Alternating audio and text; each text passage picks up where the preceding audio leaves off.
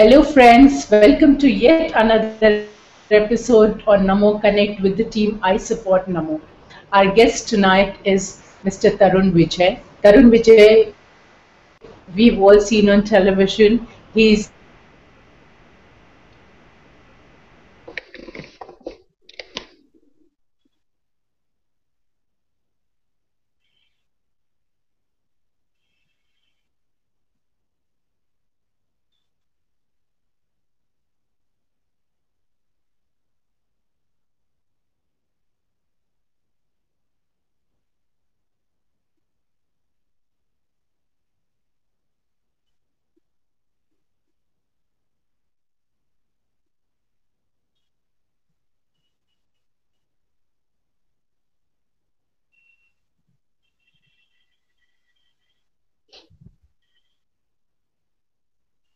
As a parliamentarian, he has raised several important issues in the parliament. He has been extremely vocal about these issues, and some of the issues has come back to national arena, something like the management of Doordarshan. He has also been a founder member of a research foundation called Shama Prasad Mukherjee Research Foundation, and right now he is also the director of a foundation called India East Asia Research Foundation, which works in the area of China, Japan, and East Asia. Mr. Tarun Vijay has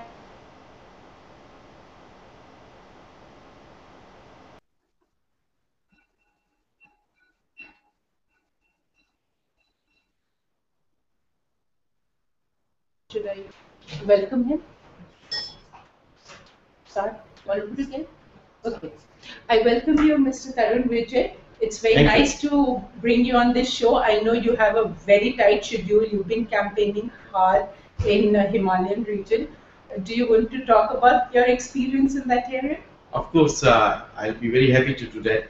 I just returned from Rudrapur after completing almost 1300 kilometers in Uttarakhand, going all the five Lok Sabha constituencies of my state. It was a wonderful experience because we undertook a Namo Vijay Yatra with the Ganga Jal Kalash, which I had taken from Modi ji in Varanasi the day he had filed his nomination there after garlanding the statue of Sardar Patel. The experience was so terrific that we met farmers, students, ladies, young boys, girls, teachers, and laborers.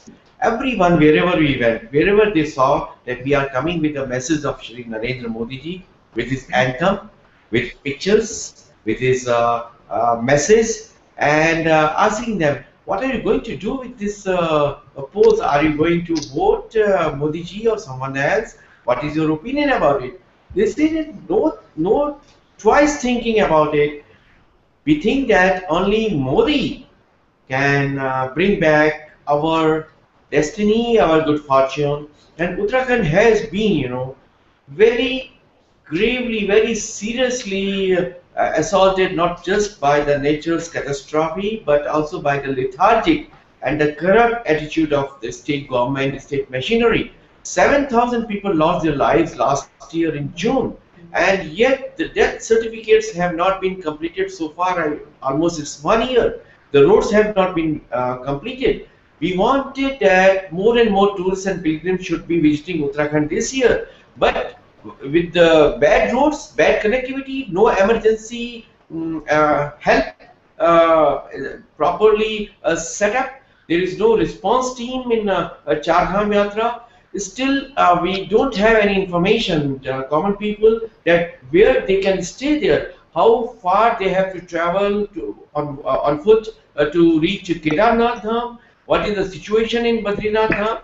This is the situation that people are so fed up, sick, and angry. They want Modi, they want Modi Sarkar. That was the message that we received in our 1300-kilometer Namo Vijay Yatra in Uttarakhand. It's the most beautiful state on this planet, the most beautiful places. The nature's panorama is so magnificent, it's unbelievable, indescribable, but yet the people are so poor, and the border areas are getting, people are going out from those villages, and this is also a great big security issue. In Badahuti, bordering Tibet, China, 37 times the Chinese have come in our territory according to the state government. Nothing has been done. I had traveled 105 kilometers on foot in those areas up to Milam Glacier, and felt very sorry. Nothing has been done in the hill areas. I hope we win all the seats in Uttarakhand. Five. Work very We are 5 Pandavas from Uttarakhand, and we will be leading the Modi victory 272 plus in India. Thank you so much. That sounds so encouraging. I have read a lot about you, and I have read your columns, and I feel that you've been a strong ideologue and a proponent of nationalism. Can you please tell our viewers the ideology that you've been associated for so long? Love for the country, the first thing is India first. Everything else, even my God, even my temples, everything else comes next to my nation. That is the message of the Vedas. Aham Rashtri Sangamani Vasuna. This is what was told by the rishis in Rig Veda. It means that the entire nation is being coordinated and united by the single thread of culture and civilization. That's the reason that even Iqbal had to say that Yunan, Misra, Roma sab mit gaye jahan se, lekin abhi tak baki hai namo nisha hamara. Why did he say that? Because it's a cultural thread that binds the entire India, united India, right from Kabul, from Bamiyan to Borobudur. This is the thread of the Indian culture, civilization, Hindu dharma that gives an identity. The Sindhu people, the children of Indus River. That's what we are. We got the name India from Indus River. There is a Indus River which is called Sindhu in Sanskrit, and the Greek people could not pronounce sir, and they pronounced sir as her. So they said that people living across Indus River are Indians. This is the river, Indus River, which has given the identity of to our nation. We are Indians. The nation is India because there is a river Indus. We are Hindu. The country is Hindustan. Our civilization is Hindu. Our culture is Hindu because there is a Sindhu river. So that's the reason. Even Acharya Tulsi, the great Jain sant and RSS, they feel that Hindu is a symbol of our nation and nationalism. Shri Arvind said that Sanatan Dharma is synonymous with our nationalism, and Sanatan Dharma is not any sect, any religion, or any way of worship. Sanatan Dharma means the eternal values for a changing society. The eternal values which makes a human society happier, prosperous, tolerant, not just tolerant, but understanding and appreciating of the other viewpoint. There is no other place on this earth which is so freedom loving, which gives so much of independence to its citizens like ours. When the people across the boundaries in West and in Middle East, they were fighting bloody jihads and crusades. Our ancestors gave the message on the banks of river Sindhu, Vasudhaiva Kutumbakam. The world is one family.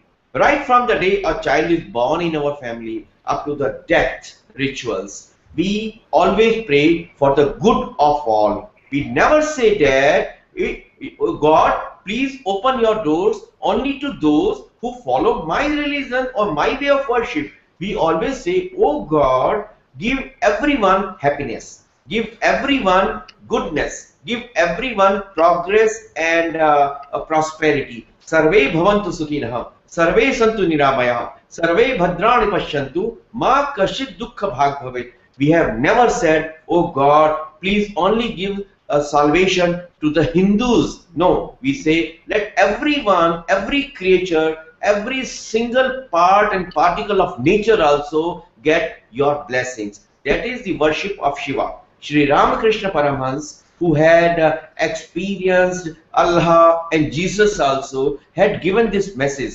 that serving humanity is serving Shiva. Atmana Moksharth Jagat Hitaicha. That is the central message of Hindu Dharma, that doing good to the humanity is serving God. Since you have been with RSS for so long, RSS also emphasizes on character building, selfless service for the motherland. These are something which is like fading out from our society. Do you think we need to re-emphasize these concepts once again? Yes, that's what we say, that eternal values for a changing society. The society keeps on changing. We have to redefine, we have to reinterpret, we have to reinvent our values which remain eternal. Like worship of the nature means respecting nature. Worship of the family values means respecting your family members and serving your parents. These days, the nuclear family system, the Western family system, it is creating havoc with our families. And our parents, in old days, find that they are not very well taken care of. This is not an Indian value system.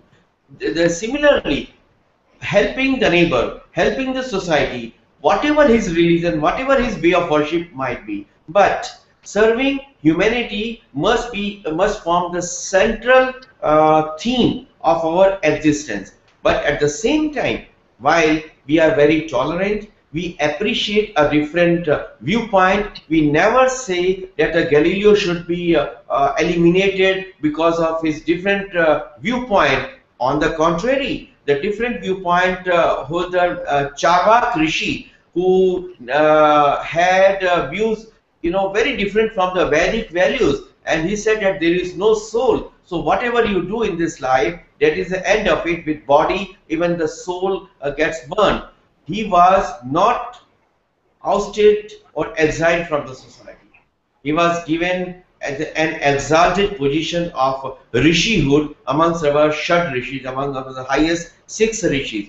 That is the value system that we have to follow, but we should not be very tolerant to an unrepentant wicked. All our gods have always eliminated the unrepented wickeds, whether it's Ravana, whether it's Kansa, whether our hero like Shivaji and Guru Gobind Singh, they always said that give your enemies, give the wicked people some chance to change his life. But if he is unrepentant, we have to take care that he is eliminated.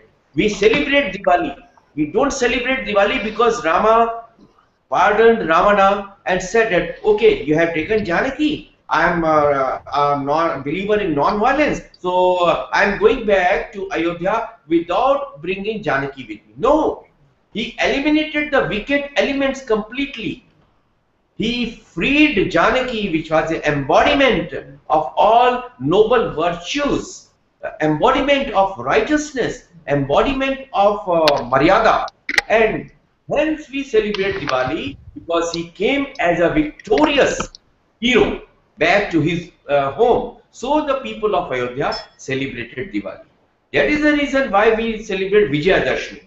We celebrate Vijayadashmi because the unrepented wicked, having given them the chance to change, they did not change. So the Kali, Durga had to eliminate the unrepented wicked. Our Durga, our Kali, even our Ganpati, our Kartikeya, our heroes like Guru Gobind Singh and Shivaji and Rana Pratap, they always had this courage and bravery. That is the meaning of patriotism to us. Okay, I think I really enjoyed going back in the history with you. We'll bring the first. We'll bring our first participant, Mr. Kiran Nayak. Mr. Kiran, are Hi. you there? Yes, I'm Hi. here. Namaste. Namaste. Introduce yourself, Kiran. Yeah, hi, Mr. Tarun Vijay. I'm Chandrakiran Nayak from Bandra West in Bombay. I'm a real estate investor and an avid supporter of Modi and RSS.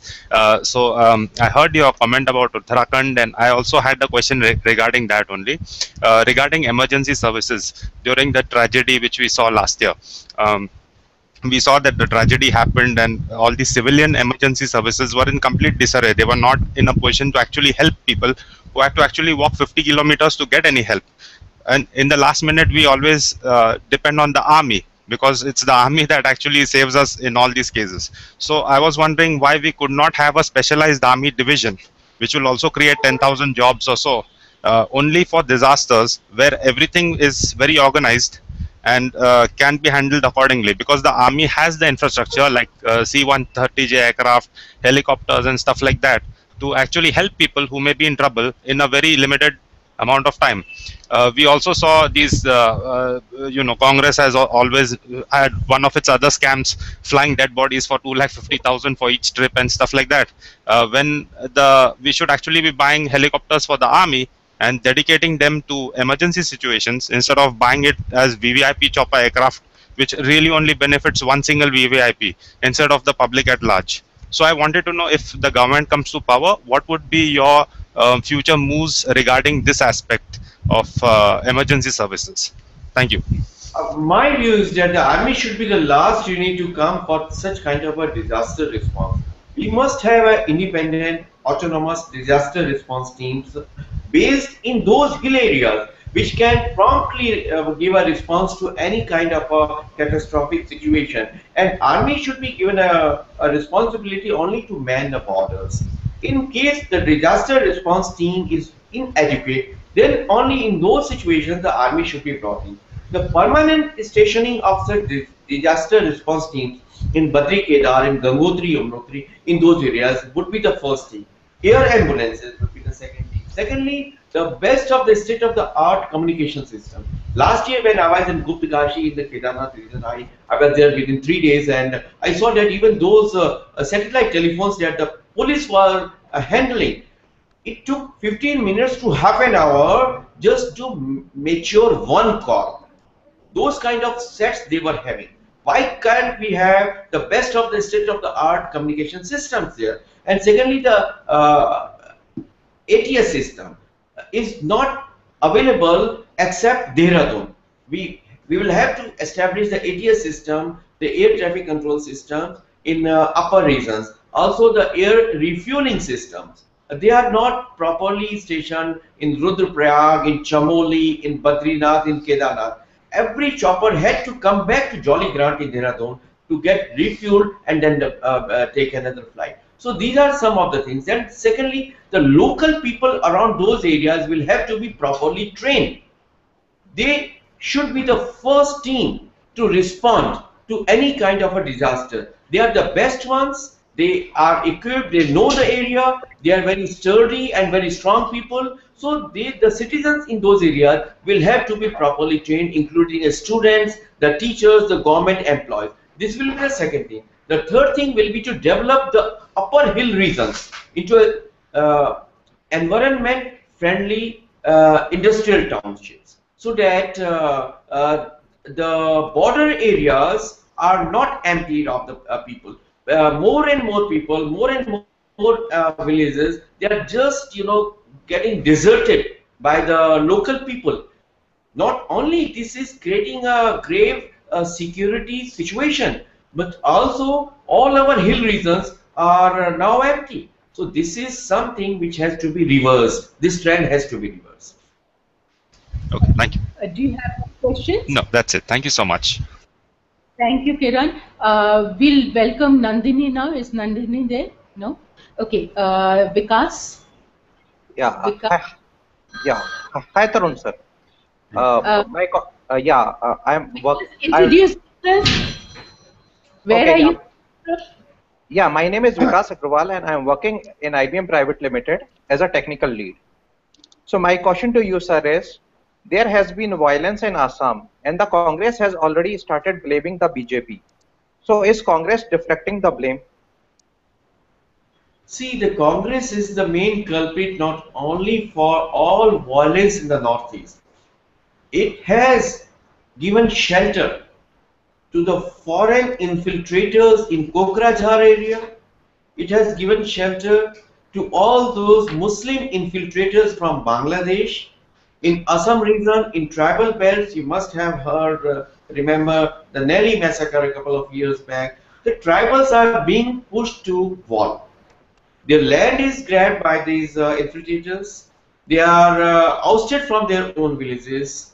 The government in Assam provides all the shelter, patronage to infiltrators rather than providing shelter and patronage to the Indian patriotic Bodo tribals and other tribal areas. I was there last year also during the Kokrajhar violence. In fact, I was the first to visit that area. I met all those people who, even the politicians from Bodo People's Front who were traditionally supporting Congress, they were aghast. They said that we are turning refugees in our own nation, in our own village.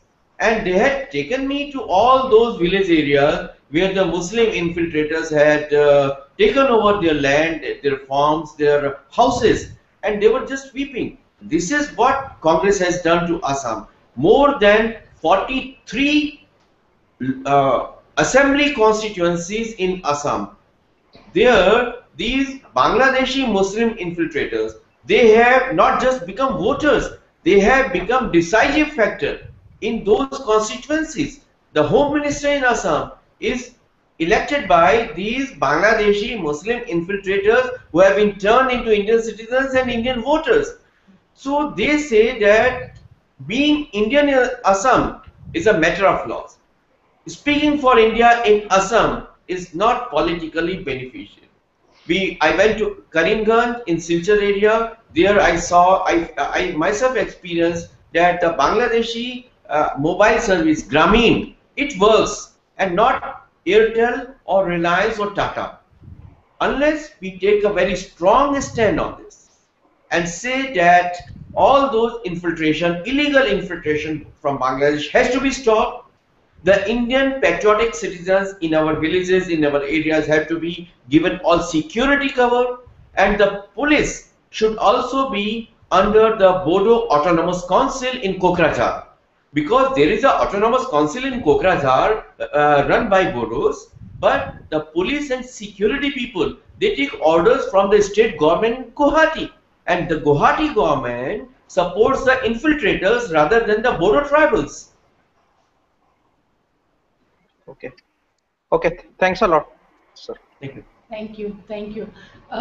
Concerning the security question, I would also like to ask you, since you were the founder director of Shyama Prasad Mukherjee Foundation, and Shyama Prasad Mukherjee worked in Jammu and Kashmir and probably gave his life for, Article 370, and he really was there for that. So, what are your views? How do we move in the direction in the present scenario?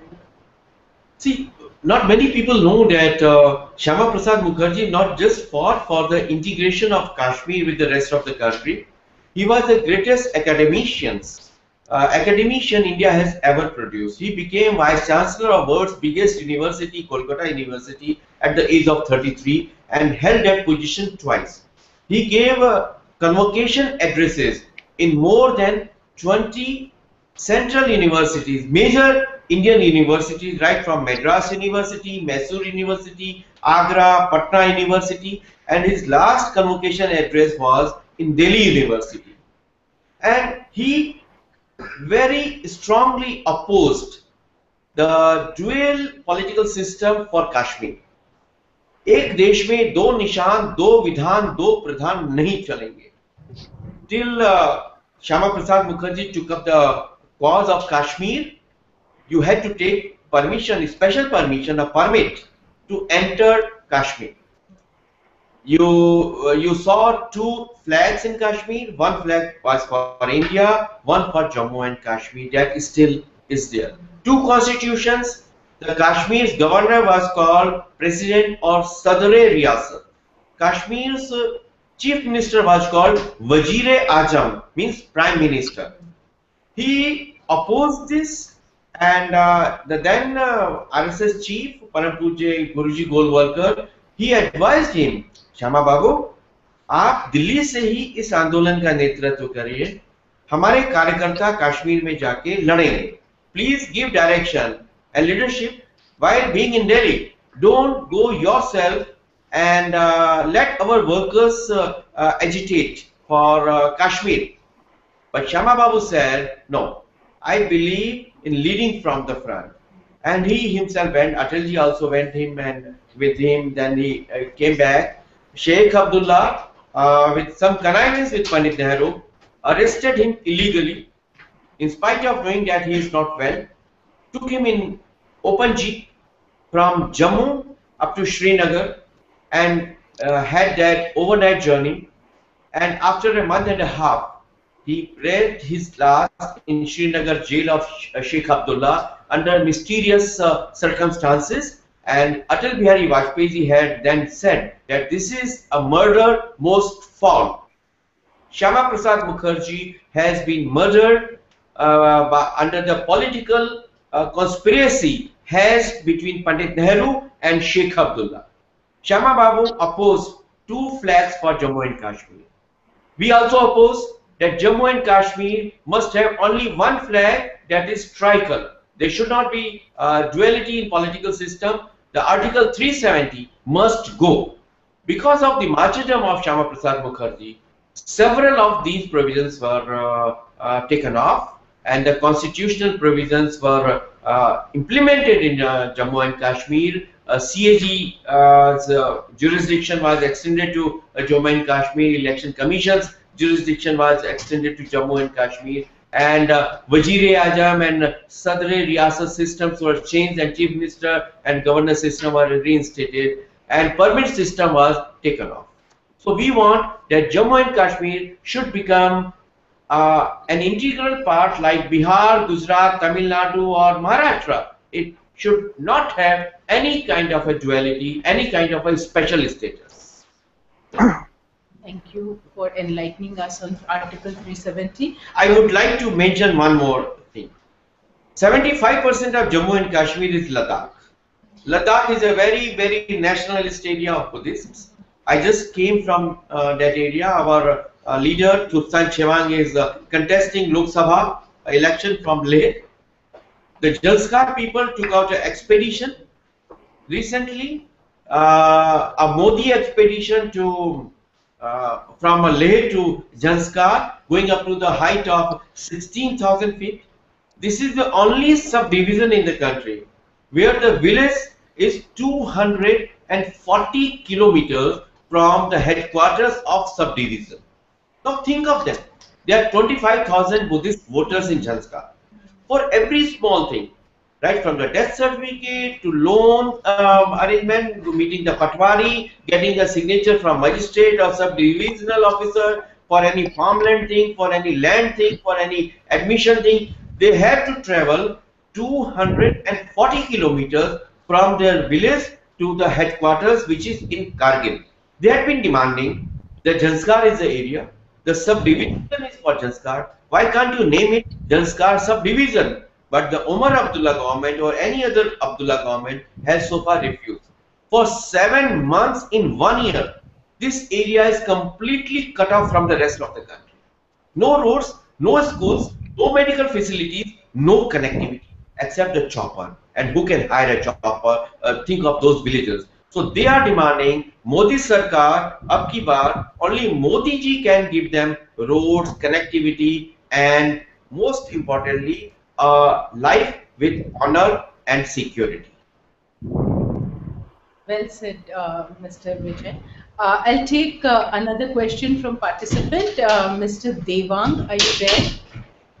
Yes, Devang? yes, I'm here. Yes. Devang, introduce yourself and ask your question. Hello, Tarunji. This is Devang from Mumbai. I volunteer for I Support Namo and another initiatives for BJP. My question is mainly regarding how RSS has contributed to BJP's campaign in this 2014 election. What are your views on it? Devang, RSS never participates in any political activity. But the Swayamsevaks are also voters. And as a citizen, they have their say and they want to support a party and a political group which supports India, which supports Indian civilization, which supports India's security and people and the soldiers. So RSS has contributed not as a political entity. They are doing what they have been assigned to do, uniting the Hindu society, creating an atmosphere where patriotism is high, and the nation first policy is taken up and is implemented by the political people. But the Swayamsevaks, as citizens and voters, they are free to work for the choice of their political group, and they have completely this time supported Narendra Modi ji because they think that Mother India's strength and powering Mother India can only be done when BJP comes to power under the great leadership of Narendra Modi ji as Prime Minister. So everywhere we have been working, my family is working, my children are working, they are going booth to booth, they are taking care of the voters, home to home campaigning, every village area, at special segment areas like soldiers, like teachers, like professors, like women, they have been campaigning in these areas as a patriotic and responsible citizens of the country. Do you have any other question? Devang? Okay. That's it Let's from my move side. on to. Okay, thank you, Devang. Sushil? Thank you. Sushil, are you there? Sushil, can you hear? Hi, Sushil. I can see you. Can you hear us? Can you unmute yourself? Let me get back to you, Sushil. Let me bring in Manoj. Manoj, आपको Yeah. आवाज आ रही है? Yeah. नमस्ते तरुण जी. नमस्ते मनोज जी. हाँ नमस्ते तरुण जी. जी. Hello. जी नमस्ते Yeah. Manoj ji. This is Manoj here from Ahmednagar, Maharashtra. Yeah. This is Manoj here from Ahmednagar, Maharashtra. I'm स्वयंसेवक. जी. मजेत एकदम मजेत. बरं. So my question to you is, pardon sir, I didn't get you. Ahmednagar म्हणजे संभाजीनगर. Hello. अहमदनगर म्हणजे संभाजीनगर. हो संभाजीनगर. संभाजीनगर महाराष्ट्रामध्ये मी नाही, अहमदनगर म्हणजे फक्त नगर आणि संभाजीनगर म्हणजे औरंगाबाद. औरंगाबाद. बरं बरं बरं. Aurangabad is Sambhajinagar and Ahmednagar is Nagar only. तुम्ही हिंदीमध्ये सांगा. Yes sir. My question is मराठीत सांगतो मी. मराठी क्लासला राहून आलो तिथे मी काँग्रेस का मी मराठी पण तुम्ही हिंदीमध्ये प्रश्न विचारा. हाँ मनोज हिंदी में बोलिए तो हिंदी में हम बोलिए. सबको समझ आएगा. बिल्कुल बिल्कुल बिल्कुल बिल्कुल. कांग्रेस का ये आने वाले चुनाव के बाद कांग्रेस का फ्यूचर क्या होगा, उनका भवितव्य क्या होगा, आगे उनका भविष्य क्या होगा? देखिए उनका भविष्य उनके अतीत से बेहतर नहीं हो सकता. और जिस पार्टी ने संपूर्ण देश को एक खानदानी गर्त में डाला और जितना गजनवी, गोरी और विदेशी हमलावरों ने हिंदुस्तान को नहीं लूटा, उससे ज्यादा इन लोगों ने हिंदुस्तान को लूट के हिंदुस्तान की गरीबी, हिंदुस्तान की अशिक्षा, हिंदुस्तान की महिलाओं की असुरक्षा, हिंदुस्तान की सीमा की असुरक्षा, हिंदुस्तान के सैनिकों का अपमान, इन सब के लिए अगर कोई एक पार्टी जिम्मेदार है तो वो पार्टी जिम्मेदार है जिसने हिंदुस्तान पे सबसे ज्यादा राज किया. और इसलिए इस पार्टी का कोई भविष्य हो ही नहीं सकता. अब केवल वह अतीत के गर्त में जीने के लिए ही रहेगी. निश्चित रूप से हम मानते हैं कि ऐसी पार्टियां हिंदुस्तान में होनी चाहिए जिनकी दृष्टि में सारा हिंदुस्तान हो, जिसको अंग्रेजी में पैन इंडियन इमेज कहते हैं. ऐसी पार्टियां जो अरुणाचल, गुजरात, लद्दाख और कन्याकुमारी और लक्षद्वीप और अंडमान सबका अपने मैनिफेस्टो में, राजनीति में ध्यान रखे. दुर्भाग्य से जो क्षेत्रीय दल हैं वो सिकुड़ गए हैं. जहां तक उनका वोट बैंक है वहीं तक उनका हिंदुस्तान होता है. तो ऐसे राष्ट्रीय दल चाहिए जो पूरे हिंदुस्तान का ध्यान रखे. माइनस खानदान, माइनस वंशवादी राजनीति. अगर कांग्रेस में ऐसे लोग खड़े होते हैं जो खानदान को अलग कर देते हैं और फिर से सरदार पटेल, डॉक्टर संपूर्णानंद, लाल बहादुर शास्त्री, सुभाष चंद्र बोस, पुरुषोत्तम दास टंडन ऐसी कांग्रेस को लेकर हिम्मत के साथ वंशवाद को समाप्त करते हुए आगे आते हैं, तो ऐसी कांग्रेस जरूर होनी चाहिए। मनोज, आपको अच्छा लगा इनका उत्तर? हाँ, बिल्कुल बिल्कुल, मतलब इन शॉर्ट इनका अंत कम्युनिस्ट लोगों जैसा इनका अंत होगा, ऐसा ही आपको कहना है? बिल्कुल बिल्कुल, खंडहर कांग्रेस। अब इस कांग्रेस का नाम है बची कुची कांग्रेस या खंडहर कांग्रेस, द रेजिडुअल कांग्रेस।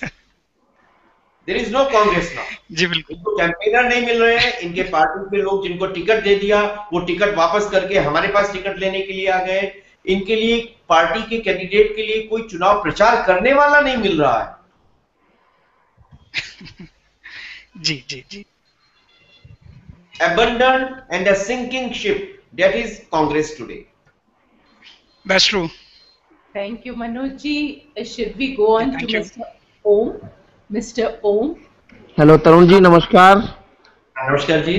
मैं बेसिकली दिल्ली से हूँ, बट अभी मैं बेंगलोर में हूँ ऑन बिजनेस ट्रिप। मुझे आपसे दो सवाल है मेरे मन में।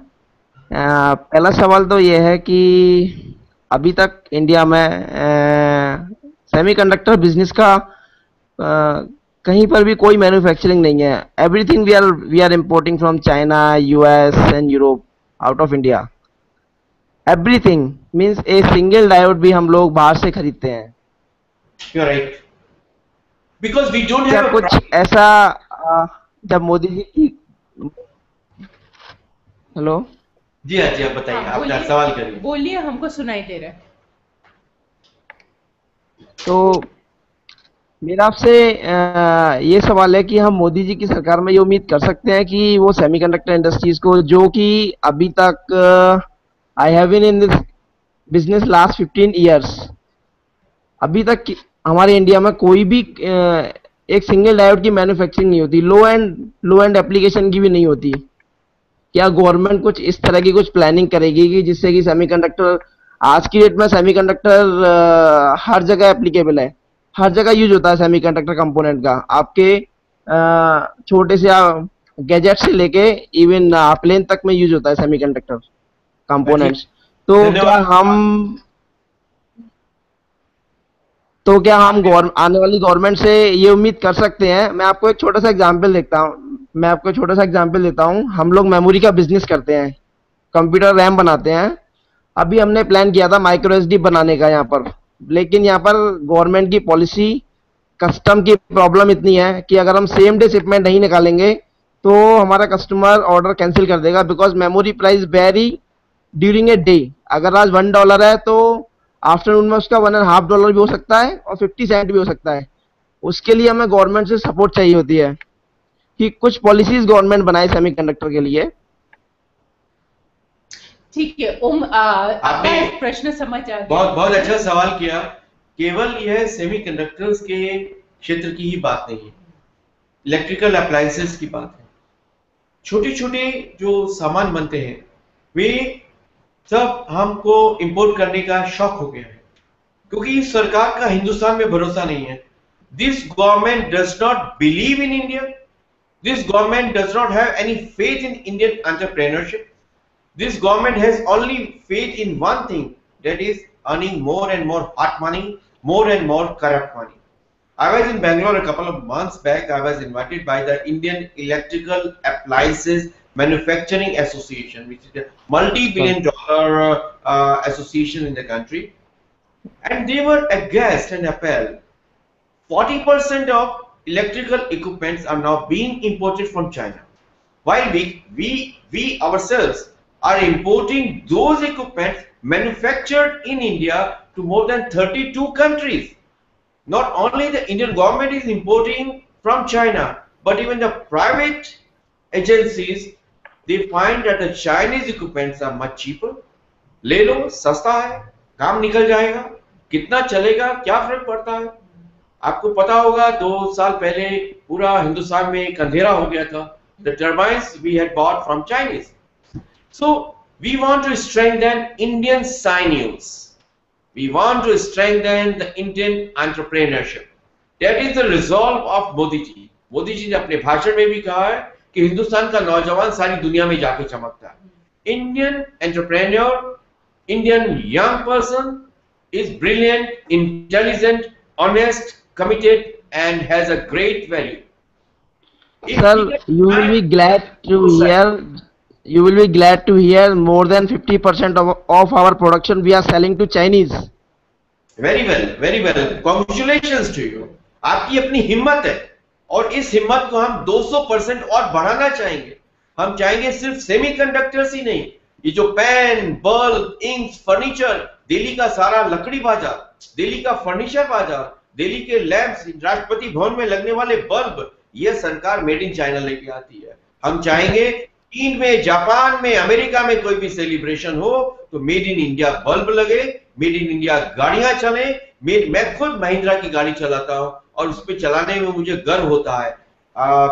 जो 2012 में आसियान कार रैली हुई थी, I drove my Mahindra XUV 7,000 kilometers in 7 countries: Thailand, Myanmar, Indonesia, Malaysia, Singapore, and Thailand. And I was so happy because never even for 1 inch it gave any problem. So believe in India, believe in Indian entrepreneurship, believe in Indian intelligence. That will be the motto of Modi ji. Sir, we are expecting the same. And sir, one more question. It's very small question. क्या हम हिंदुस्तान को एक ऐसी super power के रूप में देख सकते हैं जैसे अमेरिका का प्रेसिडेंट इंडिया आता है, वो अपने लाव लश्कर के साथ में आते हैं, and our security is not allowed to touch their dog, but हमारा प्रेसिडेंट जाते हैं तो वो सिक्योरिटी के नाम पर उनको कपड़े उतार के चेकिंग करते हैं। क्या हम ऐसी उम्मीद कर सकते हैं कि कल को हमारा हिंदुस्तान ऐसा हो कि हमारा प्रेसिडेंट भी अपने लाव लश्कर के साथ में यूएस जाए और उनका प्रेसिडेंट आए तो हमें सिक्योरिटी में as per hour security rules हम उनको ऐसी कोई स्पेशल प्रिविलेज ना दें? देखिए, मैं आपकी भावना समझता हूं, पर दुनिया की किसी सरकार में ताकत नहीं है कि वो हिंदुस्तान के प्रेसिडेंट की तलाशी ले, चाहे वो अमेरिका हो, चाहे वो चीन हो, जापान हो, न कभी ऐसा हुआ है। लेकिन ये जरूर है कि हम हिंदुस्तानियों के स्वाभिमान और उनके सम्मान की रक्षा करने वाली सरकार बनाएंगे। हम दब्बू, झुकी हुई और गिड़गिड़ाने वाली सरकार नहीं होगी। ये वो सरकार होगी जो कंधे से कंधा मिला के काम करेगी। और ओबामा भी आएंगे तो मोदी जी के सामने समान रूप से खड़े रहकर सम्मान के साथ बात करेंगे। ऐसी कोई स्थिति नहीं आने देंगे कि जिससे आपको या किसी भी नागरिक को लगे कि हिंदुस्तान के सम्मान के साथ 1 सेंटीमीटर भी समझौता हुआ है। भारत माता का मस्तक गर्व से उन्नत रहेगा, तना रहेगा, सारी दुनिया में ऊंचा रहेगा। Thank you sir, thank you very much. Thank you. Can we bring in Kapil now? Kapil. तरुण जी नमस्कार। नमस्कार जी। कपिल जी कहाँ से? तरुण जी मैं फरीदाबाद से बोल रहा हूँ और मैं नरेंद्र मोदी जी का एक वॉलंटियर भी हूँ। मैं आई सपोर्ट नमो के लिए भी काम कर रहा हूँ। मेरा क्वेश्चन इस देश के इंटरनल सिक्योरिटी के ऊपर है कि हमारे जैसे मेरी एक थोड़ा बहुत पढ़ता रहता हूँ और मेरी स्टडी के हिसाब से एक इंडिया इस टाइम प्रॉक्सी वॉर के थ्रू गुजर रहा है, जिसमें जो सो कॉल्ड रिनाउंड पर्सनैलिटीज हैं वो बाहर से फंड हो रही हैं। इंटरनेशनल जो लॉबी है जो इंडिया में एंटी नेशनल एजेंडा को पुश करने के लिए लोगों का माइंडसेट यहाँ चेंज कर रहे हैं। जैसे बहुत लोग हैं वो कश्मीर के फेवर में बोलते हैं कि कश्मीर को सेपरेट करो, कुछ लोग नेक्सलिज्म के फेवर में बोलते हैं, बहुत लोग एंटी न्यूक्लियर पावर के फेवर में बोलते हैं कि बंद हो जाए। अभी तो बड़े मजे की बात है, हमने एक अपने सेलिब्रिटी को देखा जो कह रहा था कि India should get a fractured government. हमारे इंडिया में ऐसी गवर्नमेंट नहीं आनी चाहिए स्टेबल। अब मैं नाम नहीं लेना चाहूंगा। तो अब ये सारे लोग एक साथ इकट्ठे हो गए ग्रुप के अंदर, आप समझ रहे होंगे मेरी बात। और ये हर एक कॉमन आदमी को एक सिनिसिज्म उनके दिमाग में, फ्यूचर जो मोदी गवर्नमेंट आने वाली है उनके खिलाफ एक सिनिसिज्म भर रहे हैं उनके दिमाग में with the aim of spreading a civil strife. आप मेरी बात समझ रहे हैं? तो ये नरेंद्र मोदी जी के लिए बहुत बड़ा एक चैलेंज होने वाला है कि उस सिविल स्ट्राइफ को वो कैसे रोकें। तो क्या हम इसके लिए कर सकते हैं? ऐसा मतलब नरेंद्र मोदी जी के साथ मिलकर हम क्या कर सकते हैं और नरेंद्र मोदी जी क्या करेंगे? देखिए, जब केंद्र में ऐसा व्यक्ति होता है कि जो हिंदुस्तान की बात नहीं करता, जो अपने ऑक्सफोर्ड में जाके कहता है कि अच्छा हुआ 250 साल तक आपने राज किया और हम आपके आभारी हैं कि आपने हिंदुस्तान को 250 साल तक गुलाम किया। तो these R D Indianised Indian passport holders. Hindustan की धुरी में अगर एक फौलादी रीढ़ की हड्डी वाला शिवाजी और गुरु गोविंद सिंह में विश्वास रखने वाला व्यक्ति आता है तो ये सारे लोग लाइन में खड़े हो जाते हैं, इनको सबक मिल जाता है, ठीक हो जाते हैं। आज तो हिंदुस्तान विदेशी ताकतों का, विदेशी फंड से चलने वाले षड्यंत्रकारी हिंदुस्तान के विरोधी शक्तियों का एक धर्मशाला जैसा बना हुआ है। नॉर्थ ईस्ट पे जाइए, वहां पे किस प्रकार के कन्वर्जन होते हैं, किस प्रकार से भारत के खिलाफ लोग लड़ते हैं। वहां पे मणिपुर में जाइए, वहां की सबसे बड़ी आतंकवादी संस्था जो है, संगठन है, उसका नाम है PLA, people's liberation army. NSCN, Changlang, Isak Muivah का आप ग्रुप देख लीजिए, अरुणाचल में आप ग्रुप देख लीजिए। इन सब को ठीक करने के लिए एक हिम्मत वाले दृढ़ निश्चयी भारतीय नेता की जरूरत है। अभारतीय मानस और भारतीय पासपोर्ट ऐसे नेता हिंदुस्तान को नहीं संभाल सकते। तरन जी, पर उन लोगों को क्या, जो अभी जिनके दिमाग में सिनिज्म भर दी गई है कि नरेंद्र मोदी बहुत अच्छे नहीं है, उन लोगों का हम सपोर्ट कैसे वापस लेंगे? और वो झूठे फैक्ट्स के ऊपर भरी गई है, झूठी बातें भर के। देखिए, अंततः सत्यमेव जयते।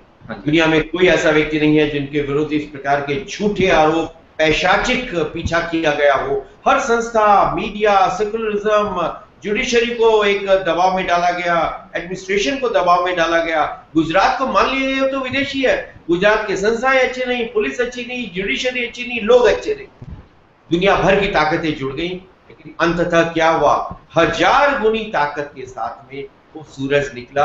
क्या दुनिया की कोई ताकत सूर्योदय को रोक सकती है? क्या दुनिया की कोई ताकत हिमालय को छिपा सकती है? उसमें विश्वास करिए, इन सब का हम ठीक समाधान निकालें। धन्यवाद तरुण जी। धन्यवाद कपिल जी। एक ट्विटर से क्वेश्चन लेंगे तरुण जी। सुशील पूछना चाह रहे कि आपका क्या, सुशील है? Oh Sushil, are you there? Can I speak to you? Sushil is there? Sushil, आपका मैं सवाल पढ़ूं या आप लाइन पे हो? Is there? Unmute yourself Sushil, आप म्यूट पे है अभी। आप देख रहे हैं? हेलो। हाँ, आ गए आप। नमस्ते सुशील। तरुण जी नमस्कार। नमस्ते। मेरा सवाल है कि तरुण जी, मैं दिल्ली से बोल रहा हूँ और मैं कंप्यूटर साइंसेस कॉरपोरेशन में काम करता हूँ और मैं RSS से काफी लंबे समय से जुड़ा हूँ, बाल्यकाल से स्वयं सेवक हूँ। मेरा सवाल ये है कि भारत को विश्व गुरु बनाने की लोग सोच रहे हैं, ऐसा उम्मीद कर रहे हैं कि अगर मोदी जी आते हैं तो भारत विश्व गुरु बनेगा। तो अगर विश्व गुरु भारत बनेगा तो उसमें किस प्रकार की चीजें होंगी? स्वदेशी की बहुलता होगी या विदेशी की बहुलता होगी? जिस तरह आज विदेशी कंपनियां भारत में छाई हुई हैं, छोटी छोटी चीजें भी हम चाइना से आयात करते हैं। IT के लिए हम अमेरिका और यूरोपियन कंट्रीज पे डिपेंड करते हैं। तो उसमें मोदी जी का क्या रोल होगा? किस तरह भारत को विश्व गुरु बनाएंगे? देखिए, हम लोग तो संघ की प्रार्थना भी प्रतिदिन करते हैं, नमस्ते सदा वत्सले मातृभूमि। तो हमारी मातृभूमि सदा वत्सला है और उसके अंत में हम एक शब्द कहते हैं, परम वैभवम नेतुम एतत् स्वराष्ट्रम। We have to work for the supreme glory of our motherland. मातृभूमि के परम वैभव के लिए हमें काम करना है। अब जब हम मातृभूमि के परम वैभव की शपथ हर रोज अपनी प्रार्थना में लेते हैं तो उसका क्या अर्थ है? उसका अर्थ है हम भारतीय निर्माण शक्ति को मजबूत करेंगे, भारत की सीमा मजबूत करेंगे, भारत के जो खोए हुए क्षेत्र हैं वो वापस लेंगे, भारत के सैनिकों का सम्मान होगा, मातृ शक्ति का सम्मान होगा और जैसा राम राज्य में कहा गया था, दैहिक दैविक भौतिक तापा, राम राज नहीं काहुई व्यापा।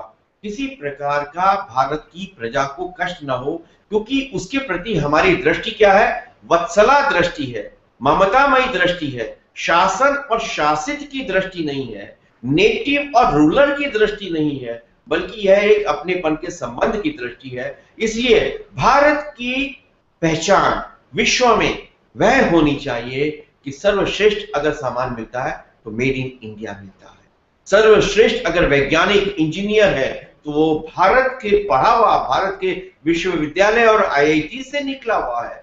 सर्वश्रेष्ठ ज्ञानवान व्यक्ति अगर है तो वो भारत के क्षेत्र से आया है। वीर अगर है तो भारत का है, लेकिन वह शक्ति किसी को दबाने के लिए, किसी को गुलाम बनाने के लिए, किसी को अपनी औपनिवेशिक सत्ता में बदलने के लिए जैसे अंग्रेजों ने किया, या अपनी कॉलोनीज बनाने के लिए नहीं होगी। परम पूज्य रज्जू भैया जो संघ के सरसंघ चालक जी थे, उनसे मेरा साक्षात्कार मैंने लिया था, जो अंतिम साक्षात्कार हुआ, तो उनसे पूछा था कि विश्व में भारत किस रूप में जाना जाना चाहिए। तो उन्होंने कहा कि विश्व में भारत अपनी सैन्य शक्ति की बहुलता के कारण नहीं, बल्कि अपने ज्ञान, अपने वैभव, अपने विज्ञान और अपने चरित्र के कारण जाना जाए, वो भारत की पहचान है। हमारी शक्ति हो दूसरों को दबाने के लिए नहीं, दूसरों को अभय और निर्भय बनाने के लिए। ये पश्चिम से हमारा फर्क है, ऐसा भारत हम बनाए। Sushil? Thank you, Sushil. I think I'll move on to a Twitter question. इन्होंने लिखा है कि आपने सिंधु दर्शन की शुरुआत की थी, तो आप कैसे आपने सिंधु दर्शन के बारे में सोचा, और something that had gone obsolete in this country? कहाँ से पूछ रहे हैं? ये ट्विटर से क्वेश्चन आया है, ह्यूस्टन से। Okay. It's a very interesting question. I was there in '96 in an election campaign with Manini Advani ji, and because we were in opposition, we were given to stay at a guest house of a hydropower corporation.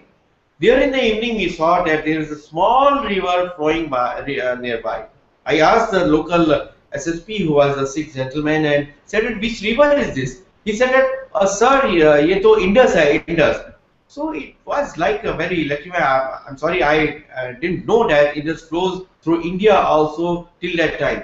So I asked again, that is this the same Indus which has given our nation an identity? Is this the same river which we call Sindhu Nadi, Sindhu Sabhyata, Sindhu Sanskriti? He said, yes sir, this is the same Indus river. It comes from Tibet and flows through Ladakh, goes to Gilgit and Baltistan, and then in Pakistan. I was simply electrified and too happy. I ran inside and told Advani ji, do you know where are you staying? This is the Indus River. He was very happy. In the morning, next morning, we went to the Indus banks. We had some small pujan. I had some very memorable pictures of Advani ji of that day. Then I started thinking that if this is the condition of us, that we never knew that Indus flows through India, a river which has given us our nation a name. India is derived from Indus River. So what will be the condition of other people? So we started thinking in starting a festival, a celebration of Indus on the banks of Indus in Ladakh. In that time we consulted Rajya Bhaiya ji, Mani Sheshadri ji of the RSS, and many people. So first group we took was of 71 people on the Durga Ashtami day in 1997 on the 9th of October. It had Congress people, it had BJP people. Mani Advani ji led the group. We invited Farooq Abdullah, he also joined us. Sahib Singh Verma ji was the Chief Minister of Delhi, he joined us. I was the President of Tirth Yatra Vikas Samiti of Delhi government. So we had a plan through that committee, and then on we had a small pujan of Indus. People wept there that this is the Indus River. Then even I had a correspondence with Imran Khan of Pakistan, who had written a book, Indus Story. And there he claims that if any country had to be named India because of Indus River, then Pakistan should be renamed India, because most of the Indus flows through Pakistan now. So I called him that you should visit our area and let us have Indus region again united. So I never got a response to this, but now on since '96. Indus Festival, Sindhu Darshan Festival is continuing. Millions of people have visited it, and now the domestic Indian tourism has increased 480% to that area. And most importantly, our army and security forces are happiest because people from rest of the country are visiting more and more Ladakh, strengthening the cords, the threads of national unity. That was very good to know. We were really not aware of how Sindhu Darshan worked. I will have one more question for you. This is something which has haunted all of us. Like, if you see the Western world, they generally would like to go in for equal protection code. Like, US has a equal protection code. But when it comes to India, and when we want to bring in uniform civil code, there are wide voices from all over the world, and they would not like us to introduce such a system. What are your views on this? Because they are still in the Kipling's mindset. They have not come out of the colonial mindset, and they look at us as Indians, our area, a people who can be given directions, who can be within codes, disciplined, who can be regimentalized. We refuse to be that. We want to decide about Indian people, Indian society, and Indian destiny ourselves. Common civil code is basically to help the women power, the women. The present system discriminates against the Muslim women. Even in Jinnah, he was a supporter of Sharia. But when it came to division of his property, he took refuge in the civil law, and he refused to accept the Sharia. So this kind of hypocrisy should not be accepted. We must have Indian laws, one Indian law for every Indian in India that will help every segment. Because even now, the Muslims, they would not like to have Sharia, implemented for their criminals, where the chopping of hands, and death by stoning is prescribed for petty crimes. So we must move on with the times and let there be a civil common law for every one of us. Okay, we have Vikas on the line. Vikas, are you there? Yeah, Seema, I'm there. You want to ask a question? Yeah. I'm having one question. Like the internal business is affecting a lot due to a different VAT structures. So, what is the outlook of BJP on GST? Whether BJP will bring the GST to increase the internal business in India?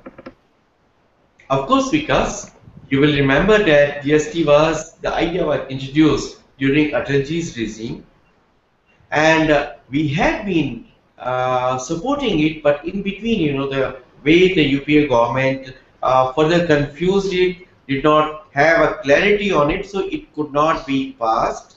But we support GST, and we do not have any kind of a support for any law with the retrospective effect. So GST will be there. Because since I belong to a business family and I am not able to run my manufacturing business due to this VAT issue and GST issue. So I believe, GST is a very important factor. We are committed to support and strengthen the manufacturing sector. So anything that helps it will be implemented. Thanks a lot.